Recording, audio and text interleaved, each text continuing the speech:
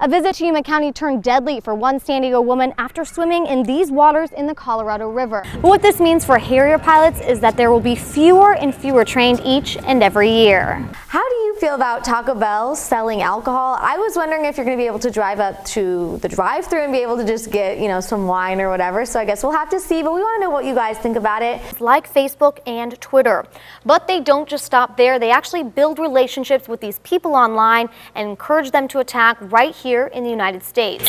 MCASDBA wants to make sure our local Marines are not targets by what they put online. Parents, listen up. A new study shows only about 47% of Arizona high school graduates meet the requirements necessary to attend state universities. All right, Monchal is going to show us how to win one of these amazing prizes. Okay, what do we do? It may seem like a ways away, but the Imperial County Public Health Department is already gearing up for flu season. Border Patrol says they are obviously aware of what's going on and they're doing everything they can to try and make this bad situation a little bit better.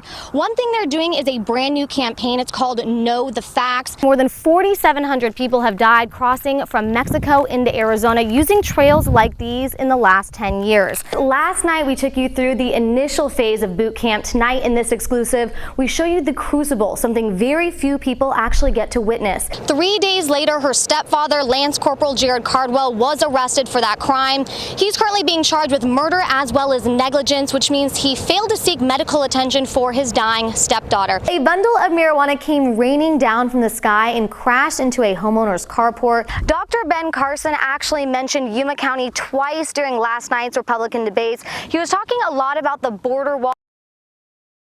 11 weeks of training leads recruits to their most difficult challenge to date, the crucible.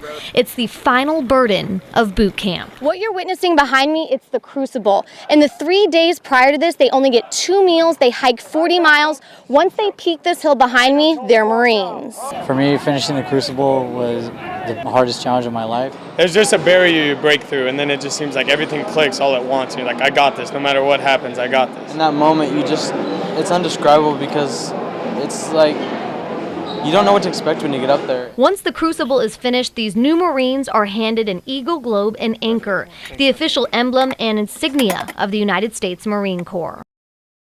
Marijuana was invented by God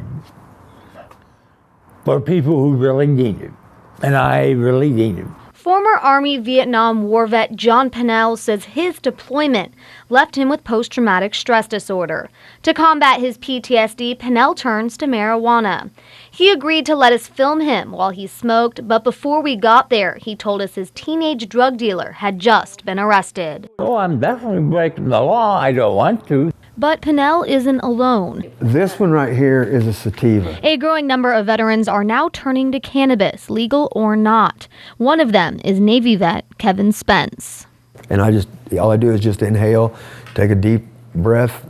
Spence has PTSD and suffers from severe back pain. He says prior to marijuana, he was on 20 or more different prescriptions. I was suicidal. Years I didn't even leave my house. This changed my life. Drug cartels charge upwards of $5,000 to get a migrant across the border. We know from our own experiences in the desert that many people are forced to carry drugs because they can't afford the outrageous fees that the cartels now are charging. In the past 4 years, more than 2 million people have been caught crossing the border illegally. Daniel Ruiz is one of those crossers. He believes things need to change along our nation's borders.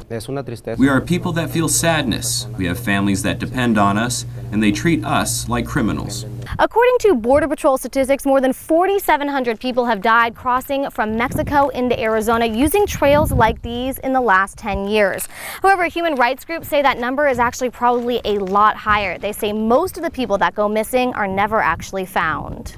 A lot of people don't know how many people have died. We now have like 3,000 documented, but we say times that times 10. Once a person is across the border, they are often stranded and left in the 100-degree heat in a foreign country. That's why one human rights group patrols the areas north of the border looking for anyone in need of help. Group No Mas Muertes hikes trails like these multiple times a week, and they set up food and water for people crossing with the simple goal in mind of no more deaths. We absolutely know that the water out there has saved lives. We've heard that from people. We provide them an opportunity to live. I will never forget the first time I took off in a Harrier. Flying at 300 feet and 450 miles an hour is just a surreal feeling. It's peaceful. You can see for miles and miles, but then that peaceful ends really quickly. These jets have been used in countless wars dating back to 1969, and they've been in Yuma just about as long. By 2025, the Harrier is scheduled to be phased out and will be replaced with the F-35, which is the most advanced jet in all of the Department of Defense. But what this means for Harrier pilots is that there will be fewer and fewer trained each and every year. But for now, while they may be half a world away from their homes and their loved ones, these Marines know their fight for freedom thousands of miles away keeps everything they cherish at home safe. Reporting in Yuma, I'm Cyndi Lundeberg.